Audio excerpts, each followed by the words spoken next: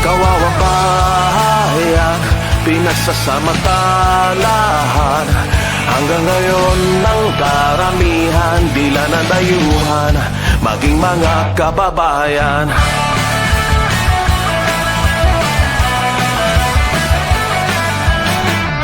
Marami ng pagkakataon, tunay na pagbabago isinulong. Sa huli, bigo mahigpit na hukbong, kapit ng makapangyarihang lulong. Bawat pag-asa, sunod sa gatong. Hanggang ganito na lang ba tayo, sunod lang sa uso? Patuloy na naloloko, walang abasino, sino?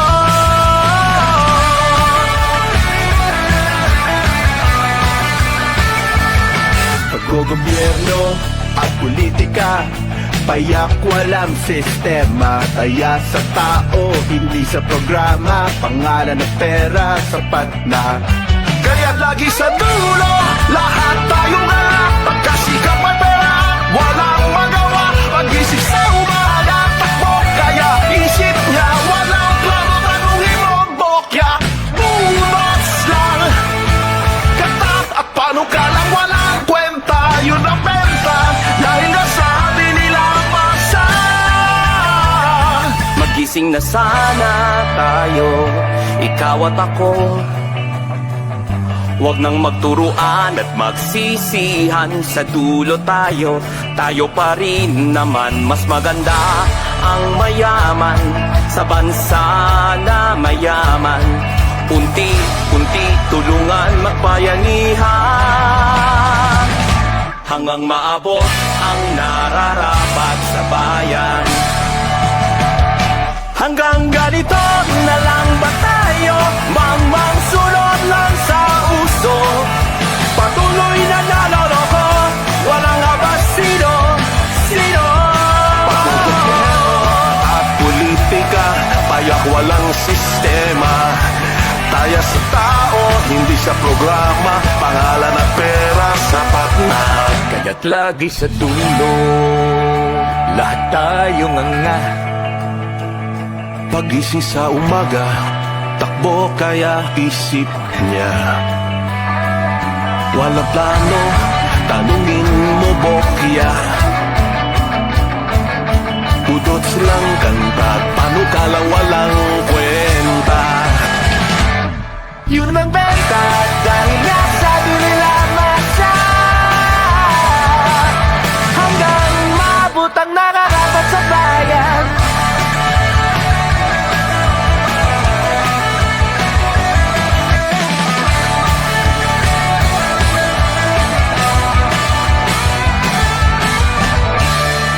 Magising na tayo mga kababayan. Ikaw at ako, huwag nang magturuan at magsisihan. Sa dulo, tayo-tayo pa rin naman. Mas maganda ang mayaman sa bansa na mayaman. Unti-unti, tulungan at magbayanihan. Hanggang maabot ang nararapat sa bayan. The views and opinions expressed by the host may not state or reflect those of Peers and its members. Furthermore, the views and opinions made by the resource persons do not reflect those of the program, Peers, and its members. To all our friends, viewers, followers, fellow movers for real democracy and development, Filipinos here and abroad. Naimbaga rabi, maayong gabi, marhay na banggi, maong yalabi, maya pabengi, maupay na gabi, mapiya gagawi, masa alkair, mayad nga gabi. Magandang gabi po sa inyong lahat, saan man po kayo sa sulok ng mundo o sa Pilipinas. Ngayon po ay kasama natin ulit, no, ang Citizens Jury. Ito po ang Citizens Jury Hour, no? At mapapakinggan na naman natin ang pagpapalinaw ng mga isyung kailangan nating maintindihan, lalong-lalo na't nalalapit na ang pagsisimula ng impeachment. Ang impeachment po ay hindi ordinaryong proceeding o proseso, no? At kailangan natin itong maintindihan, at ito po ay napaka-importante sa ating demokrasya. Kahit pa sabihin po natin na nahahati tayo at merong namumulitikan, merong napupulitika, kailangan po natin itong intindihin at kailangan din po nating malaman kung bakit ginagawa ito, bakit ito nakasaad sa ating saligang batas. At yun ang rason kung bakit meron po tayong mga kasama sa Citizens Jury na nagpresenta po, nag-volunteer sila. Hindi po, wala pong kasapi sa Citizens Jury na sumali para kumita ng dagdag o kung hindi man makakuha ng suporta, nabuo po ang Citizens Jury para lang maisulong ang nararapat sa taong bayan. Kasi madalas lagi nating sinasabi, hindi naman naintindihan ng taong bayan ito, no? So kaya madalas, kaya nga doon sa introduction na kanta natin, madalas tila naloloko at niloloko pa lalo ang taong bayan. At maiiwasan lang natin ito kung lalo nating iintindihin at makikisali tayo sa mga usapin na importante at nakakaapekto sa ating pang-araw-araw na pamumuhay, no? Mahalaga po na makinig tayo, lalong-lalo na doon sa mas nakakaalam sa atin, no? Ngayong gabi ay ako'y nagagalak at talaga namang binigyan tayo ng oras ng isang katulad ni Dean Soledad Derequito Mawis. Siya po ang dekano ng College of Law ng Lyceum of the Philippines University. Siya din po ang isa sa mga founding partner, no, ng Gatchalian, Castro and Mawis Law Office, no. Ang kanya pong specialization ay criminal and civil litigation. Respected legal commentator who also served as one of DZMM's legal analysts during the Corona impeachment trial. At talagang meron tayong mapupulot na mahalaga sa magiging discussion natin ngayon. Magandang gabi po, Dean Sol, at salamat sa pagsali sa atin sa usapang ito ngayong gabi. Ako po ang nagpapasalamat at niyaya niyo po ako sa ganitong klaseng usapan. It's giving back actually, para lalo nating maintindihan ang kahalagaan ng mga pangyayari ngayon. Magandang gabi.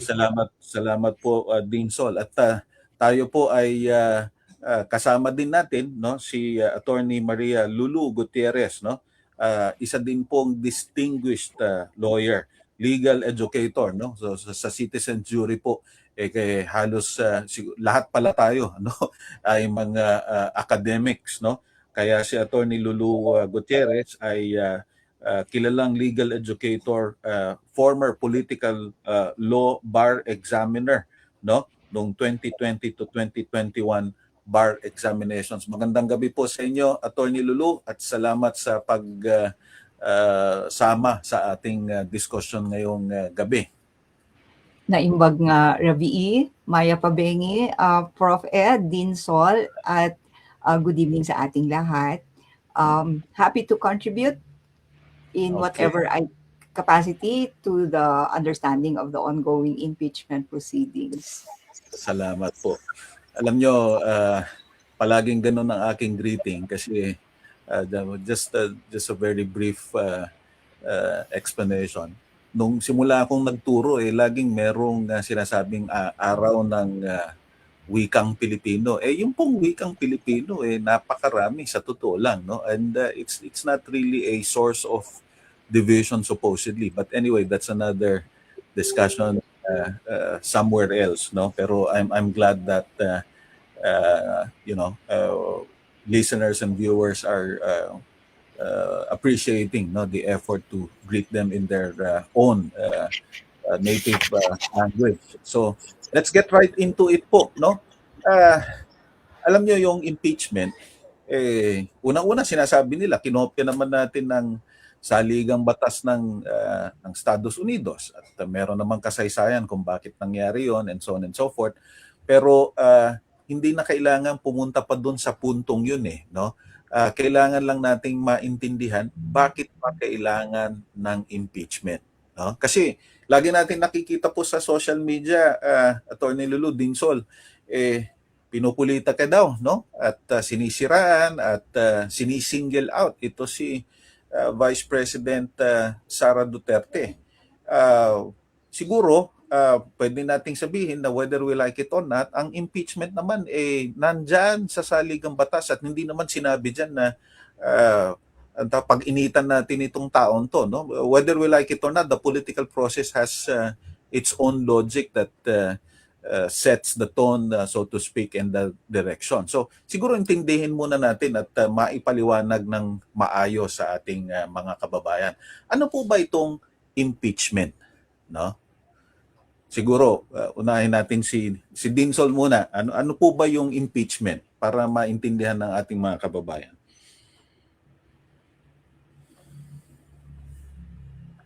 Baka naka-mute si Din. Naka-mute ka, Din.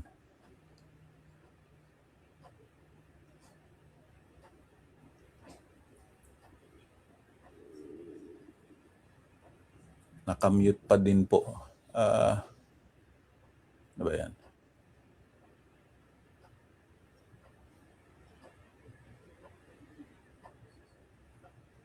Yan. Bakit wala? Can you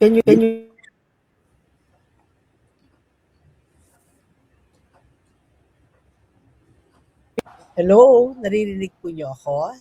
Nadinig na, okay na po, Din. Okay. Ang tanong po natin, ano po ba yung impeachment? Yes, Katulad opo. ang impeachment po ay isang formal na proseso sa ilalim po ng ating konstitusyon na kung saan ang House of Representatives ay formal na inaakusahan ng seryosong paglabag o kasalanan laban sa isang mataas na opisyal ng pamahalaan.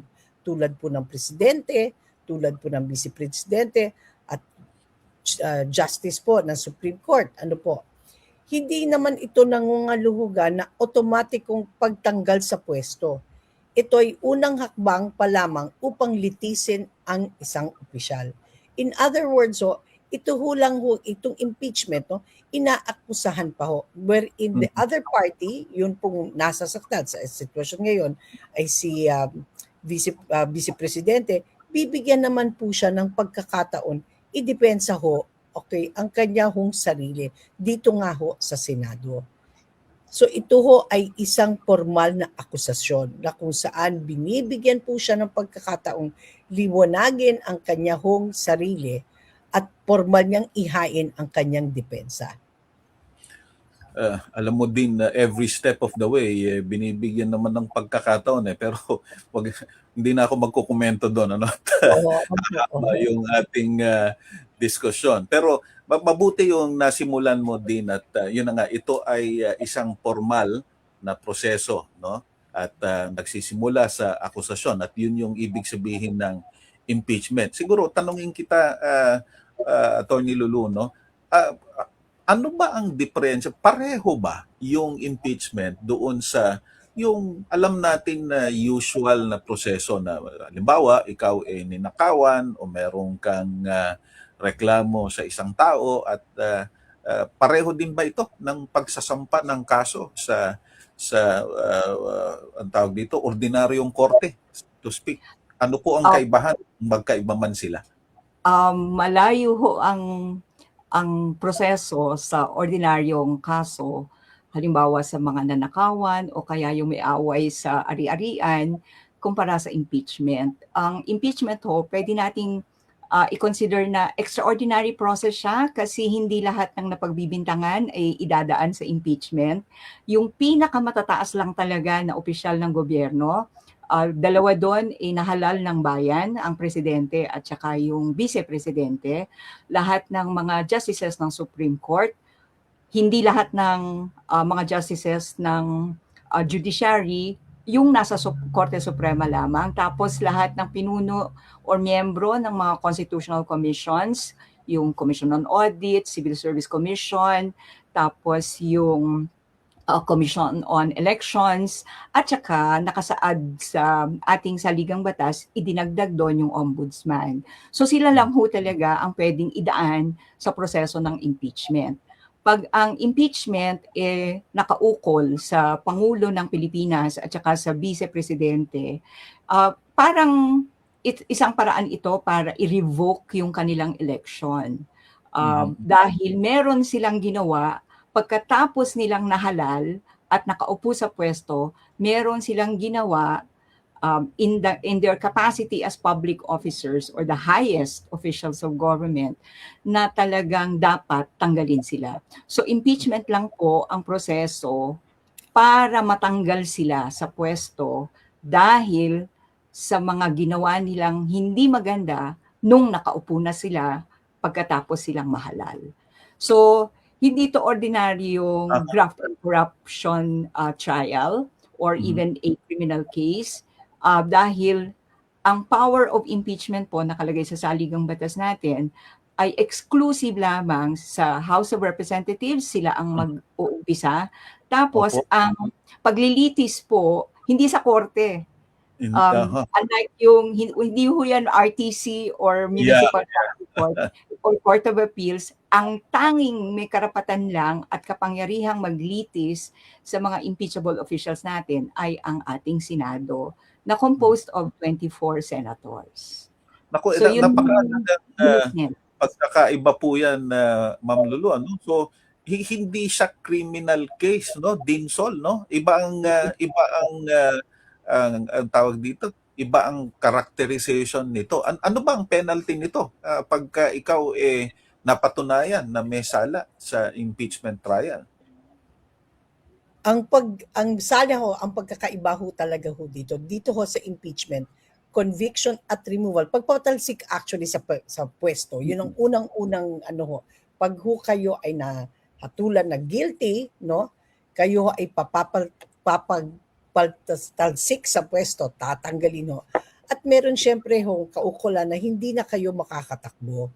Dahil nga ho tulad po ng sinabi ho, ang batayan ho para sa impeachment dito sa atin ay yung mataas na opisyal ay gumawa ng mabibigat na kasalanan. Tulad po ng pagtataksil sa bayan o tinatawag po nating treason, pandarambong o pagkurakot, no? Bribery and graft and corruption, mabigat na paglabag sa Constitution, yan ho yung culpable violation of the Constitution, pagtataksil sa tiwala ng bayan, yan po yung betrayal of public trust, iba pang mabibigat na krimen, other high crimes. Kaya kung kung ang isang tao ay napatunayan na ginawa itong mga kasalanan to, karapat dapat lamang na tanggalin sa pwesto at hindi na muling patakbuhin bilang isang opisyal. Dahil nga ho, napatunayan na gumawa po sila ng isang kahindik-hindik na kasalanan kung tutuusin. So, ang tawag dito parang hindi pala parang, kung hindi, this is plain and simple a measure of accountability. No? Yes. Because it goes without saying, kapag ikaw ay binigyan ng mataas na, kumbaga, inihalal ng bayan, pinagtiwalaan ka ng bayan, ibig sabihin ikaw dapat na manatiling karapat dapat yan sa pwestong yan, Atty. Lulu, no? At yun ang rason kung bakit kailangan ng proseso ng accountability. Tama po ba? Sa isang demokratikong sistema kagaya natin, accountability ay base sa prinsipyo na a public office is a public trust. Tapos the highest degree of public trust is reposed upon these impeachable officials, lalo na yung Pangulo natin at saka yung Vice Presidente. Dahil halal sila ng bayan. So, nung hinalal sila sa pwesto, talagang pinagkatiwala sa kanila ng taong bayan ang kapakanan nating lahat. So, pag may ginawa sila sa pwesto nila, kailangan panagutin sila. And pag napatunayan na ang ginawa nila ay isa sa mga kasalanan na nakasaad sa ligang batas, kay hindi lang sila patatalsikin or sisipain sa pwesto nila, hindi na sila makakatakbo ulit or hindi na sila pwedeng i-appoint ulit sa gobyerno. That ends their public life already or public political life. So it's a termination of the trust by the people kasi nga Republican system tayo. So pag convicted yan ng Senado by a two-thirds vote, it's as if the people have spoken and Aha. hinatulan na talaga sila. Yeah.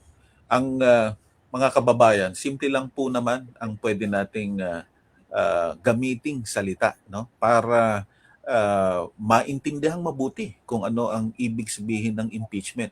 Ito po ay tungkol unang-una sa pagtitiwala at tiwala ng bayan.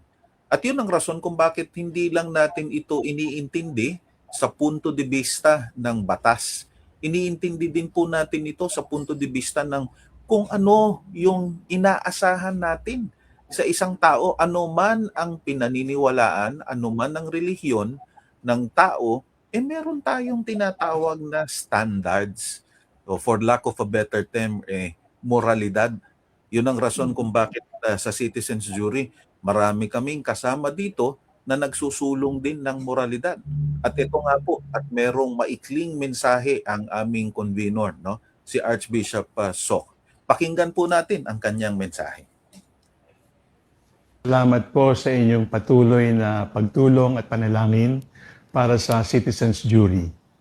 Ang atin pong layunin ay matulungan kayo na maunawaan ang impeachment process sapagkat ito po ay hindi pangkaraniwang nangyayari sa atin araw-araw. Kailangan natin ng paggabay mula sa mga dalubhasa. Titingnan natin ang prosesong ito hindi lamang mula sa pananaw ng batas, kundi sa pananaw din ng utos ng Diyos.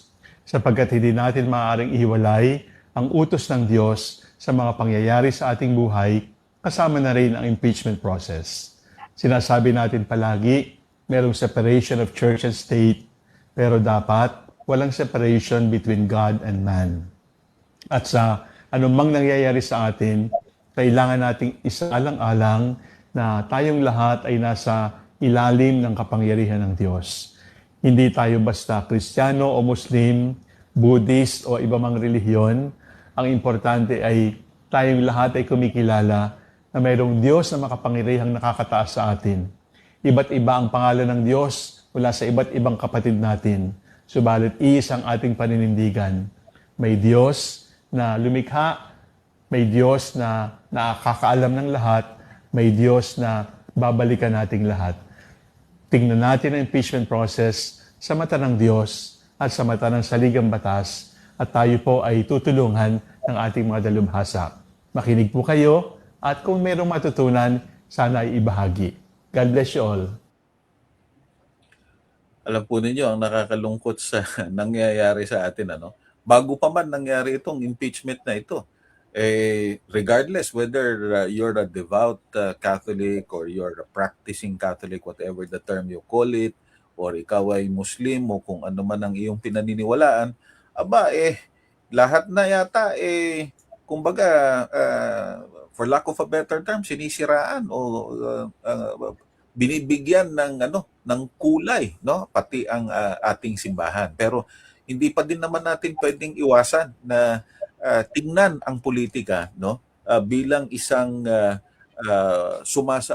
isang institusyon na sumasalamin kung tutuusin sa ating pagkatao, at kaya meron tayong mga proseso na sinusunod, no.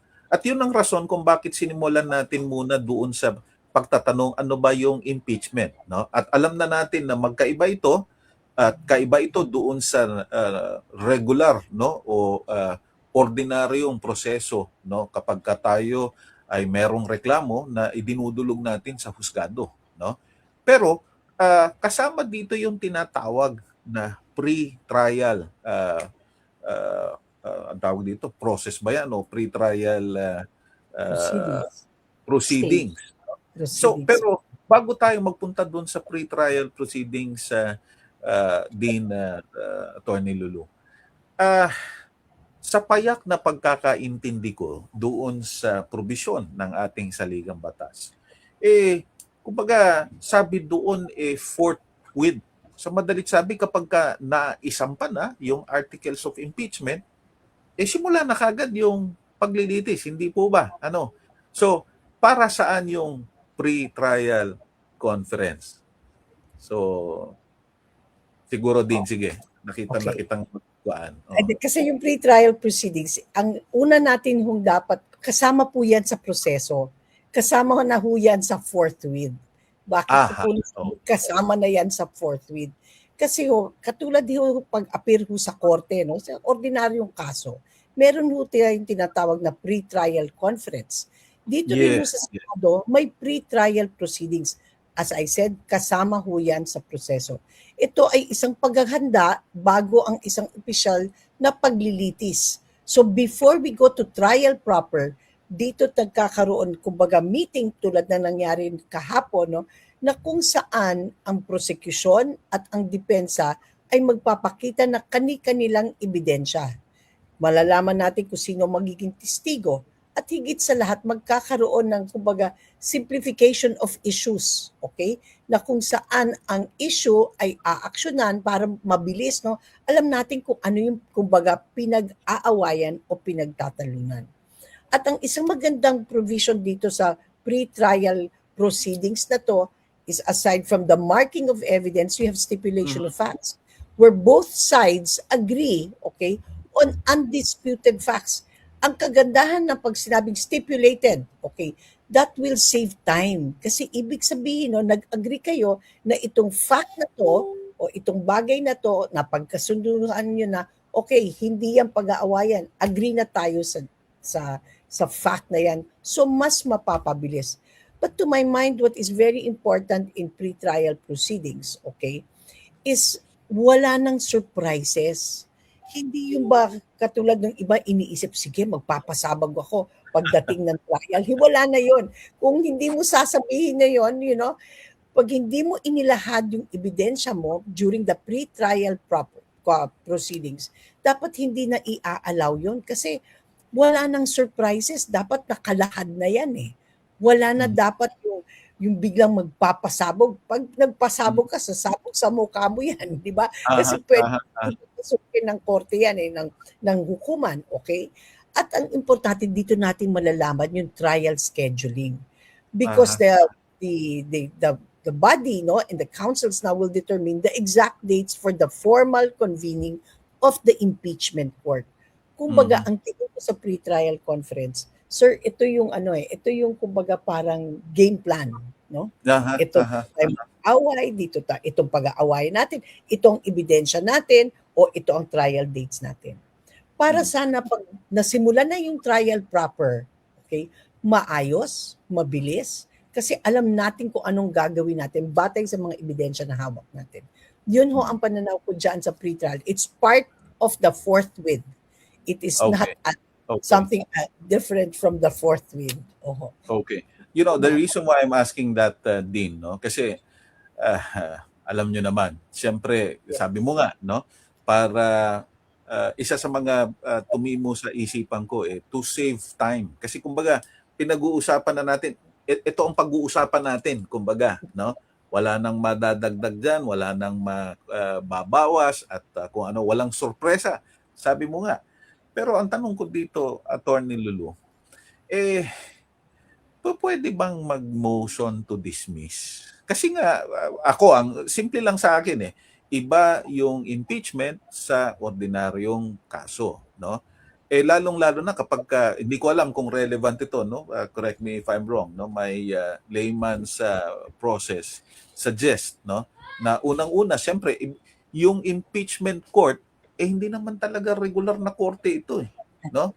May mga nakaupo nga dito na, sorry, pero doon sa kanta namin, no? Na, nagbudots lang, nanalo na, ano?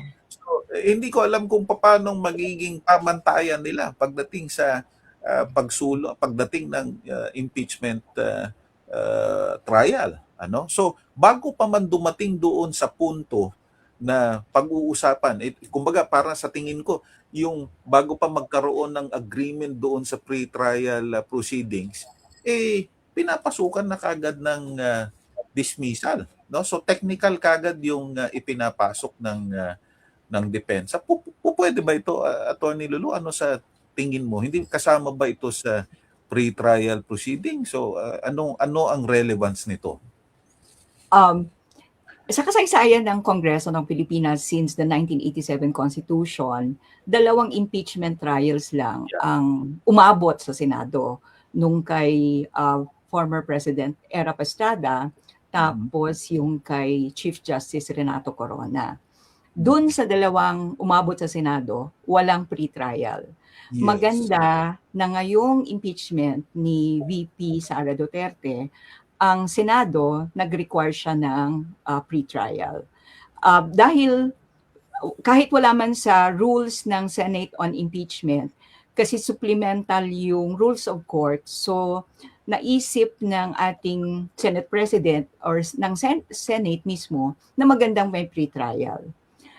Pero kung pag-uusapan natin ang motion to dismiss, hindi ito included or saklaw nung pre-trial proceedings.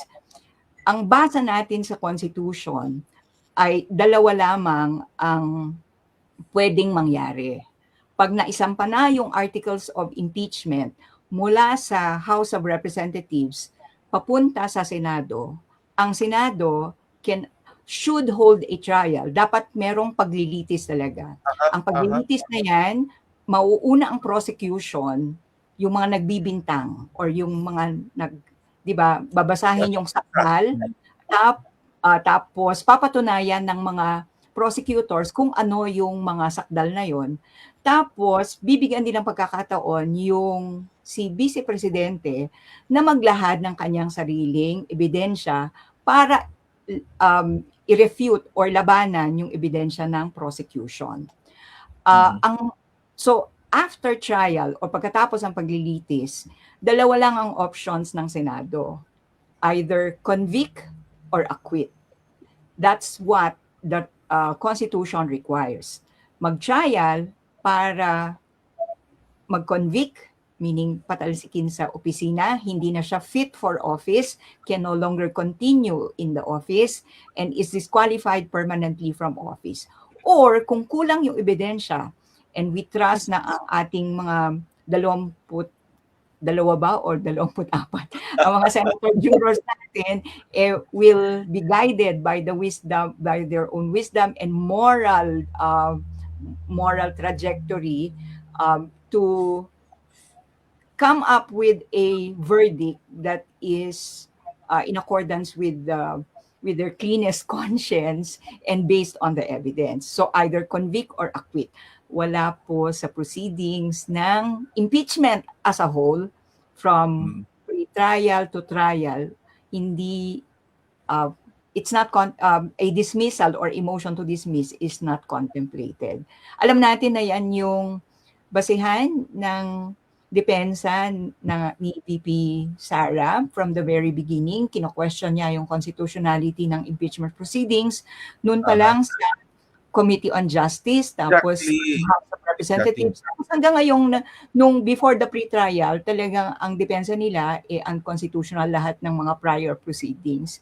Pero at this point, I hope that the senators will not act on the motion to dismiss this early.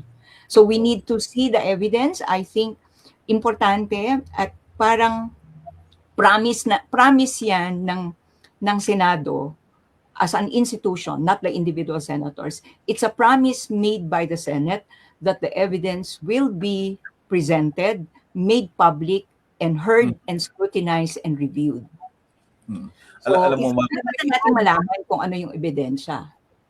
If I may add, Prof. Yes, Ed, no, I totally agree with Attorney Reyes, that at this point in time, let's not hide behind technicalities.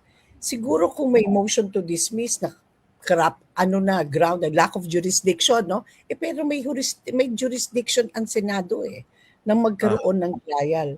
Ngayon, kung sasabihin niya walang due process, pwede nyo na i-argue, but at this point, we always start from the basic premise that she is occupying a position that is imbued with trust. Oh. And therefore, she has to be accountable. Okay, Yeah. hindi natin sinasabi na siya ay guilty, hindi natin siya sinasabi na at this point. Kasi very premature pa yan eh. Sana, Exactly. yan na hong pagkakataon na mailahad ano ba yung ebidensya. Hayaan yung makita ng taong bayan, ano ba yung sinasabi? Malakas Oo. ba yung ebidensya ng prosecution? Malakas ba yung ebidensya ng depensa? Ngayon ang panahon para patunayan na she did not betray the trust that was given to her by the Filipino people. Yeah. And there is Saka- nothing wrong with it. Saka correct me if I'm wrong, Dean, Attorney Lulu, no? Correct me if I'm wrong. I don't think I mean the impeachment court, no, even if it is called referred to as a court, no, has the let's just say authority, no, to rule on whether a pending case is constitutional or not, no. So dapat siguro sa Supreme Court nila yan ipinasok at ipinasok na nga nila wala naman decision pa ang Supreme Court dito, no. So I'm really kaya yung sinabi ni Ma'am Lulu kanina na wisdom at saka moral was this morality, hindi ko alam kung saan ko ipapasok yun dun kasi kumbaga obvious naman na hindi na ito dapat na issue, ano. So sa madalit sabi, ang pinag-uusapan na natin dapat ngayon grounds for impeachment, no? So siguro dapat maintindihan ng ating mga kababayan, ano ba yung dahilan kung bakit na-i-impeach ang isang opisyal ng gobyerno? Ito ba syempre whether we like it or not, no, impeachment is a political instrument, no? So talagang kasama yung politika diyan. Kaya sa akin hindi argumento na pinopolitika, kasama talaga yan Pero ang tanong lang dito kung pupolitikahin ka man, bakit ang tawag dito, why will impeachment apply to you? What's the grounds, no? What are the grounds for impeachment, Dean Sol? Ano sa tingin mo? Unang-una, nakasaad naman dyan sa inihain, no? Maraming, if we're talking about specifically the grounds that is being accused of kay ating Vice Presidente, unang-una ang sinasabi na si Vice Presidente daw committed violation of the Constitution and betrayed the public trust by committing plunder o padarabong or malversation, graft and corruption, and other high crimes in amassing napakalaking amount, no, 500 million pesos from the confidential funds allocated to the office of the Vice President. Tapos marami po yung sub-grounds kung tutuusin. Yeah. Pangalawa po, na sinabi ho that the Vice President committed culpable violation of the Constitution and betrayal of public trust by corrupting and bribing officials of the Department of Education. Natatandaan ho natin, nagbibigay daw siya ng mga cash envelope sa mga officials ng Department of Education at marami Pero po. hindi daw maleta yun din, hindi daw maleta. Hindi naman maleta, maliit lang, sobre. Sabi din po na si Vice Presidente committed culpable violation of the Constitution, betrayed the public trust, and committed high crimes in contracting to murder or assassinate the President, the First Lady, the former Speaker of the House. Parang napanood ko ata ho yan sa isang video, no? Yes. Galit ho siya, tapos sinabi niya daw na meron siyang pinaplanong pag-assassinate. Yes. And also, si respondent o Vice President by herself and in concert with other officials, committed culpable violation of the Constitution and betrayed the public trust in committing acts of political destabilization and the high crimes of sedition and insurrection. Yeah. Yan ho yung mga isa. So, yan po yung few of those, okay, that accusations that are being hurled against her. So what is important is for her now to come out and say, hindi totoo yan, hindi totoo yung mga paratang at akusasyon kasi ito ang ebidensya ko. Ang gusto ko lang, sir, ang stress lang ho dito, just because sinabing na-impeach siya, hindi ibig sabihin guilty na siya. Yeah. Hindi porque ho nasampahan ho siya ng demanda na dito sa nasampahan na ho siya ng articles of impeachment sa Senado. Hindi naman ibig sabihin tanggal na siya. binibigyan ho siya ng pagkakataon. Ulitin ko lang ho, binibigyan siya ng pagkakataon na depensahan ho ang kanyang pangalan. Pakita niya sa taong bayan na talaga ho wala siyang ginawang katimulian. It's as simple as that. At dito naman sa ating citizens jury, no, hindi naman tayo sa ngayon, hindi pa natin alam kung anong depensa ng ebidensya ng bawat isa. So tayo, I think we are very objective. We're just trying to say, please, Mrs. Vice President, it's now time for you to clean your name. That's it, and clean your office. And there's every opportunity for her to do that, na Attorney Lulu, ano? So, Opo. ang tawag dito, sa tingin mo ba itong grounds for impeachment na to, can we assume even, no, that she's not even capable of addressing every accusation? Kasi the whole time wala akong nadidinig na depensa eh, no, puro technicality. So bakit kaya, no, anong tingin po ninyo dito? Kasi sabi naman nila nung nandoon siya sa DepEd, ilang pong beses siyang ang tawag dito, inimbitahan, no, sa House of Representatives para magbigay linaw dito, ano.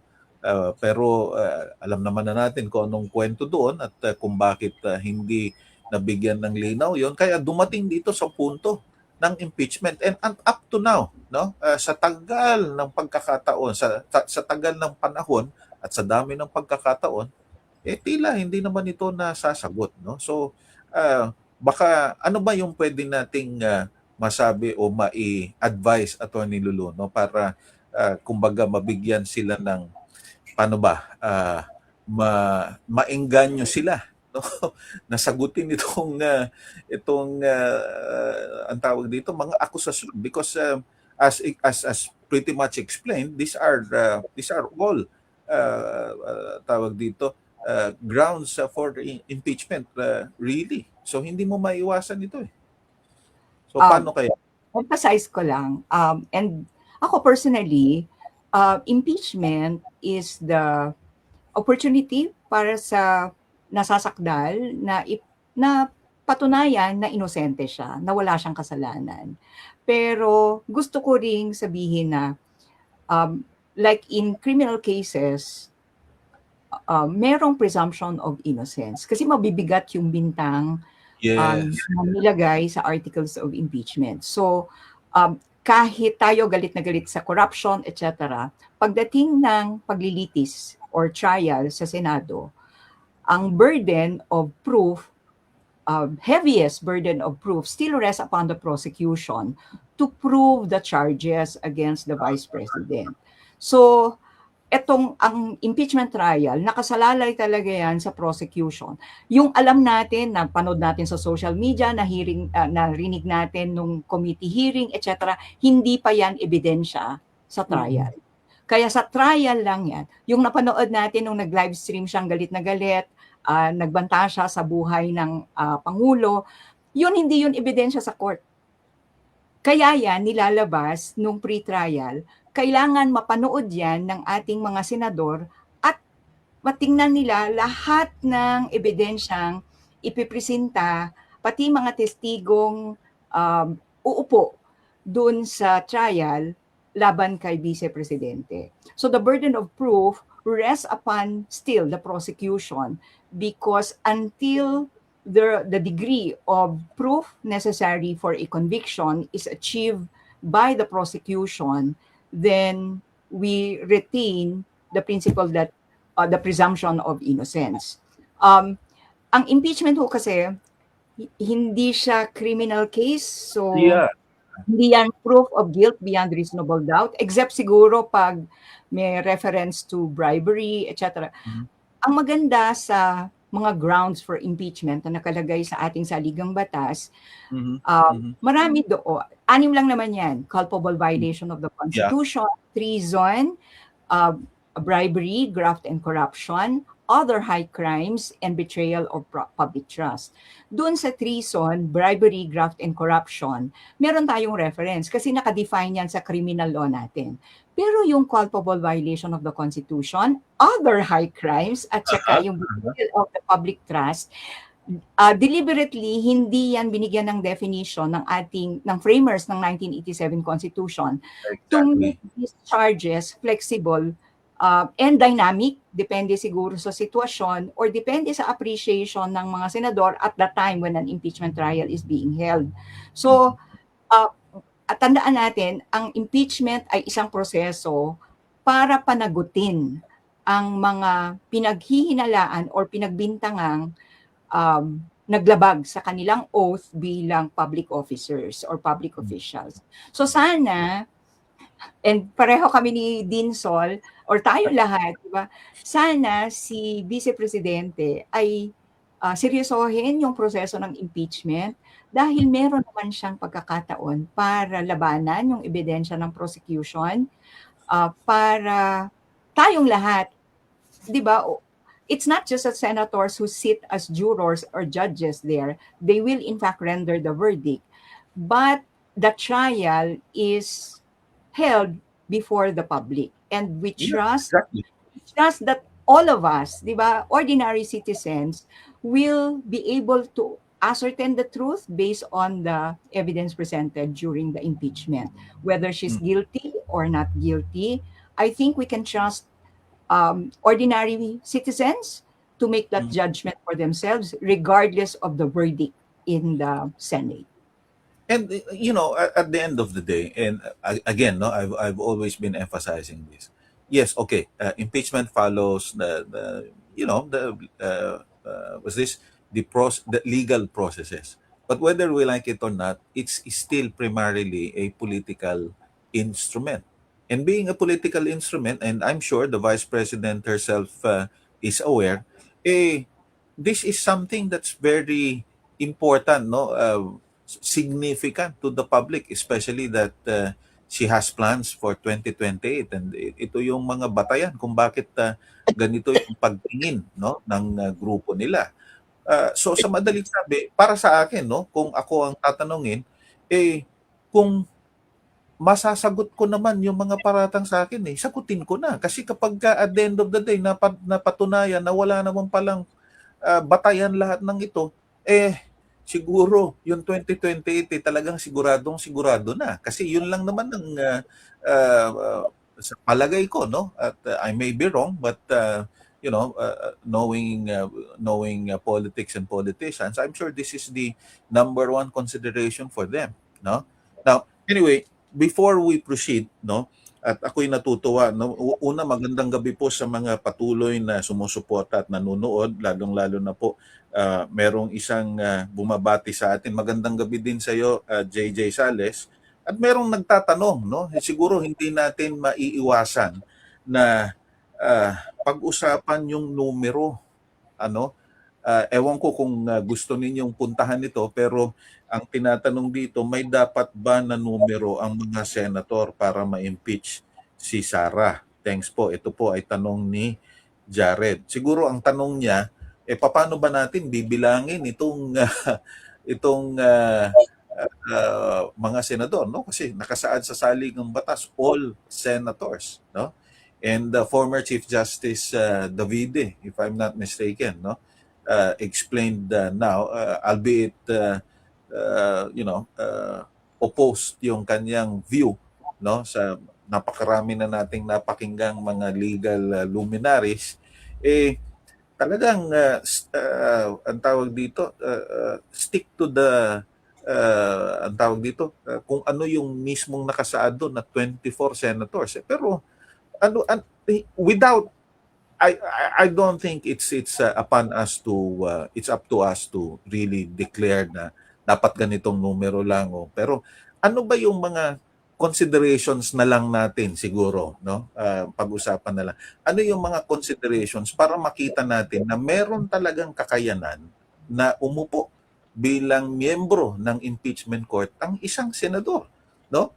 Kasi hindi ko alam kung paano uupo bilang hukom, no? Bilang miyembro ng impeachment court si Senator De La Rosa at si Senator Jingo Estrada. So kung hindi sila makakaupo, kailangan pa bang, paano sila masasama sa bilang? So siguro tanungin na lang, pag-usapan na lang paano ba sila makakaupo pa? Kaya pa ba yung sinasabi na katulad nito, no? Siguro pahiramin natin ng account ng StreamYard o ng Zoom para magamit nila. Kung pwede kaya yun na Dean, Attorney Lulu? Of course, I will lead to the expert, si Professor Reyes, no? But this is just my own personal opinion, okay? Sir, ang malaga kasi sa akin, unang-una, ang panunumpa when they take their oath of office. Dito sa 24 na to, sino ang hindi nakapanumpa? Ang panumpa yan ho ang start para kay makaupo bilang isang senator judge. Hindi po siya nakakapanumpa eh. Yung sumpa, it's a solemn oath that you will discharge your duties faithfully and hopefully with political neutrality. Hindi nakatsumpa. So, paano siya uupo bilang hukom? That's number one. Number two, in criminal law, meron ho tayong sinasabi na pag, hindi ko sinasabi, kunwari siya, fugitive from justice ang tawag sa kanya. Diba? Sa criminal law ho, pag ang ikaw ay isang tao na fugitive from justice, nawawala kang karapatan na mag-participate even on the cross-examination or presentation of your evidence because tumakbo ka di ba? Ngayon, I'm very sure may kaukulang consequence yung pagtakbo niya, di ba? Hindi siya naka-oath, yun ang number one sa akin. Number two, sir, when it comes naman dun sa mga senador na like at this particular point in time, siya po ay na-suspinde. Sa akin, sir, ang pag-suspinde, kasama ang suspension ng discharge of his functions. At isa sa mga function niya ay maging senator judge, nakapanumpa. Yes. But suspended And the only reason why he's a senator judge ay kaakibat siya ng pagiging senador niya is suspended. So how can he now participate? Yun lang ho sa aking pananaw. Kaya ho ako yung sinasabing 24.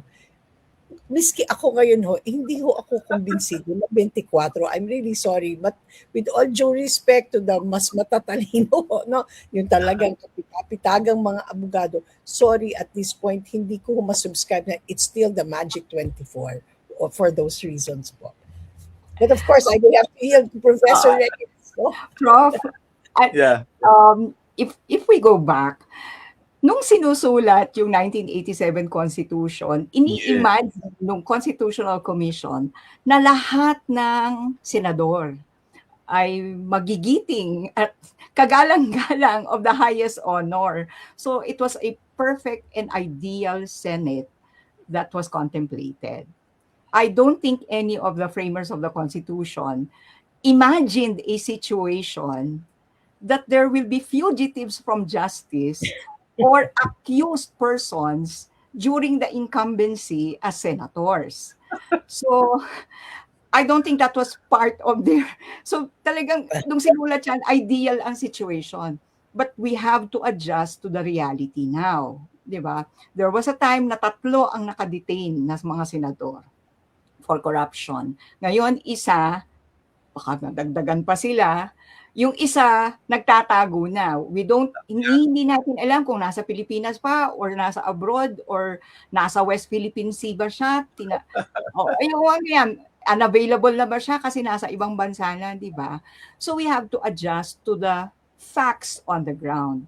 There are no 24 jurors. Yes, there are 24 senators currently elected to office, but for the impeachment trial, there are less in number. So, so I think yung 2/3 na sinasabi sa saligang batas for purposes of conviction, dapat flexible tayo depending on the realities doon sa Senado mismo. So kung kasi 'di ba, ang vacancy in the Senate can only be created by death, by resignation, by permanent incapacity or disqualification or resignation. Wala namang magre-resign sa kanila, and we don't natin pinagdadasal na may mamatay among the senators during the trial, di ba? We want everyone to be there. Unfortunately, 2 have made themselves or have been rendered incapable of discharging their duties as judges or jurors in the impeachment trial. So yung 2/3 must be based on the fact that there are less than 24 capable and qualified. Alam po ninyo, ako, simple lang eh. Pagka inintindi mo yung phrase na all senators doon sa Ligang Batas, ibig sabihin yung mga functional na senators. Paano mong mabibilang na all senators yung 24? Hindi naman functional yung iba. No? Sa akin, simplehan lang natin yung pag-intindi. Ganun lang naman kasimple yun eh. Ako Pero, nga, Prof, if I may add, ako nga, I'm of the personal view na dapat nga meron din disqualification. If, yeah, for example, if at any time during the trial, merong ilang senador dyan na nagsasabi na bago pa matapos ang trial, in the course of the trial, or even before the evidence has been laid down or presented, nagsasabi nila, hindi, i-acquit ko siya. maraming ganyan. I-convict ko siya kahit wala pang ebidensya pinipresent. Sa akin, disqualified na siya to sit as a juror. So, ibabawas natin siya, di ba? That's Kasi very dapat true. neutral ang ating mga hukom. Kasi pag Yes. hindi sila neutral, Judgment yun. hindi nila matatanggap yung ebidensya with an objective mind. So, Yeah, paano yeah. nila titingnan yung ebidensya kung bago pa lang ng paglilitis, meron na silang desisyon or judgment. So, Yeah. yung pre-judgment or, di ba, yung pre-judgment, that's dangerous. Sa akin, that would be a ground for disqualification. So, dapat tanggalin na siya doon sa doon sa denominator para makakuha ng two-thirds. Kasi hindi ko rin ma-subscribe yung idea na 24 dapat eh. Kasi pag West ka, dapat nahandun ka, magkaroon ka ng pagninilay, okay, doon sa mga ebidensyang inahahain. Pwede ka bang mag-judge kung partisipasyon mo lang sa boto? Hindi mo naman lang nakita ang ebidensya kasi wala ka doon nung pinapakita yung ebidensya. Kasi sa akin, hindi ko ma-subscribe yung idea 24, no? Hindi naman to boto, quit. Kasi kung ganun lang pala, di botohan na lang tayo. Pero hindi maglalahad eh. Nasaan ka nung naglalahad? Hindi mo man lang nakita, hindi mo man lang nabasa, hindi mo man lang nasuri ang ebidensyang nasa harap mo, tapos biglang boboto ka. Kaya para atang mali ata yun. And then, you come out with a statement saying, ganito magiging boto ko kahit anong mangyari. Teka muna, nagbotohan pa tayo. Kala ko ba, nag-trial pa tayo, meron na palang tama, pre-judgment.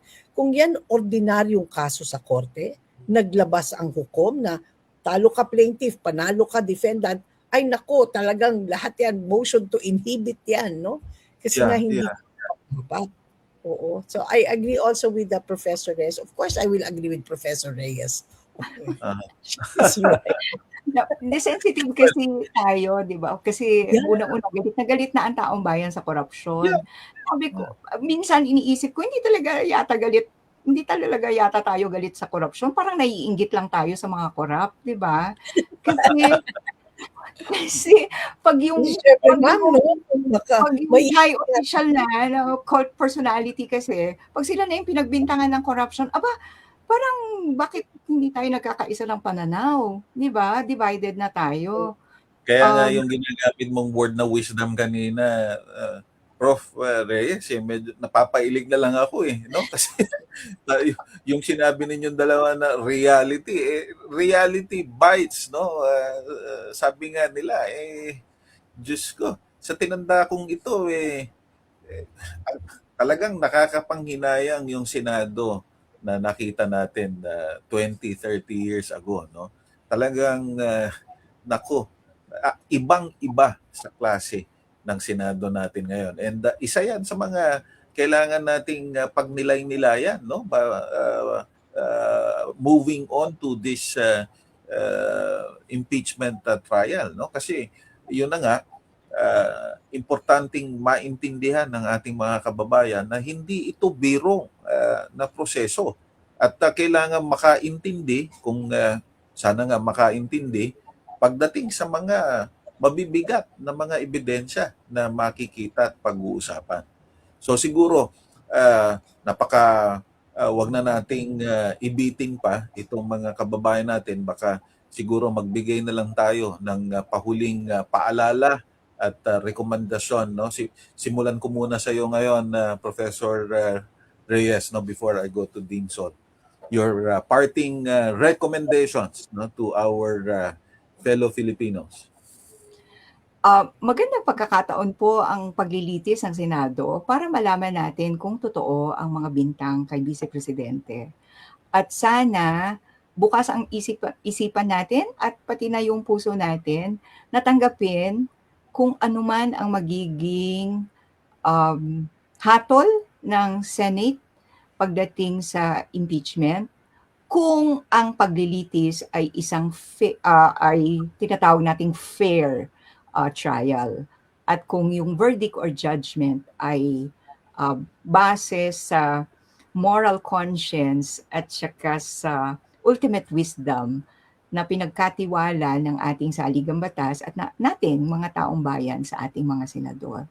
Pero maganda ding bantayan ang prosesong to dahil isang reflection, pagkakataon din ito para mag-reflect tayo sa quality at standards natin pagdating sa botohan ng mga opisyal. So it's a lesson that we should carry through the 2028 and all succeeding elections thereafter. Salamat po, Ma'am Lulu. Dean Sol? Ako, sir, may nagtanong sa akin, ano ba ang kahihinatnan ko kung makikinig ako dito sa impeachment ito? Parang wala namang epekto yan sa aking pagkain araw-araw o sa aking buhay. You know, nung narinig ko yung tanong na yan, bakit nga ba natin kailangan maging manindigan? Bakit kailangan natin maging mapanuri? Bakit kailangan nating bantayan? Dahil ito ang ating magiging kinabukasan. Oo nga, walang direktong epekto sa ating lalamunan o sikmurayaan. But at the end of the day, if we allow people to just rob us in broad daylight, yung ikakain man lang natin, itanangay na sa loob ng maleta. Na Diyos ko naman, di ba? Kailangan naman siguro nating bantayan ang ating kinabukasan. Kung hindi para sa atin, para man lang sa maging anak natin at lalong-lalo na sa mga apo natin. You know, so I think it is very important that it is our duty as citizens of this country to make sure that we will be able to watch this, okay, be part of it, because this will define us as a nation and as a citizens in the future. So basically, that's it. So I guess, no, it's a tall order ahead of us, really. No?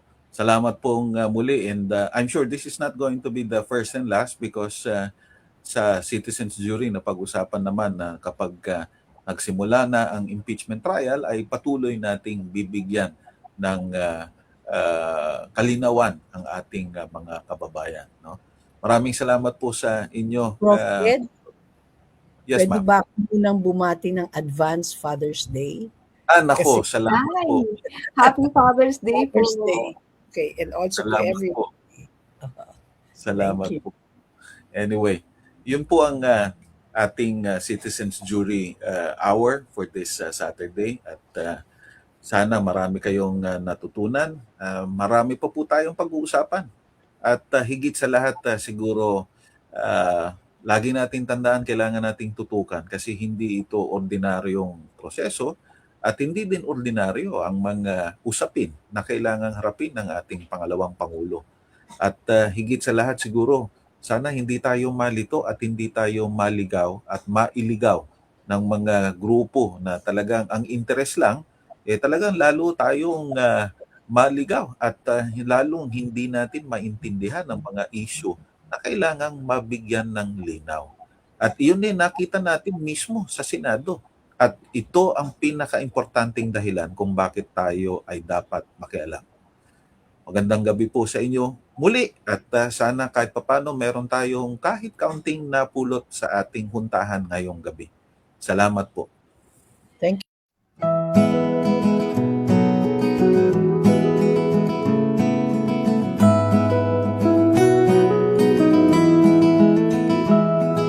Matagal naman ng panahon, nakapwesto't nakapaglagay ng muhon. Pag-aari mo na politika mula pa noon, Baka sakaling konting puwang magkaroon. Napag-iwanan na tayo, naiiwan palalo. Wala nang pag-asa tao, natira na lamang ng puso. Baka sakali maisip mo ayusin, sistema natin baguhin, ang kinabukasan planuhin, gumanda ang bukas natin.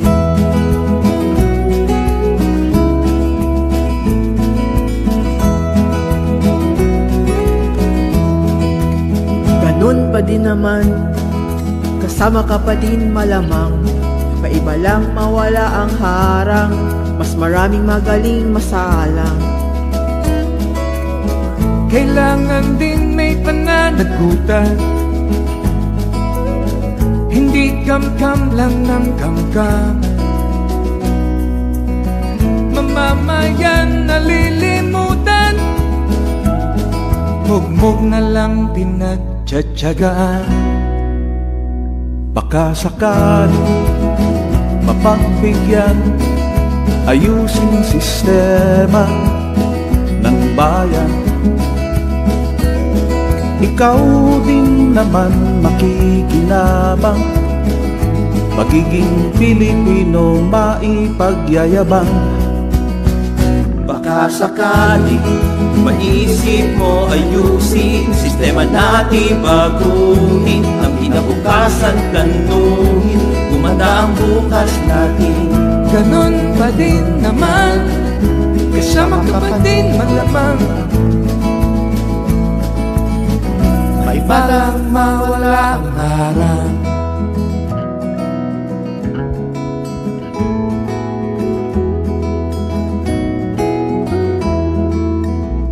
Ganun pa din mapagbigyan, ayusin sistema ng bayan.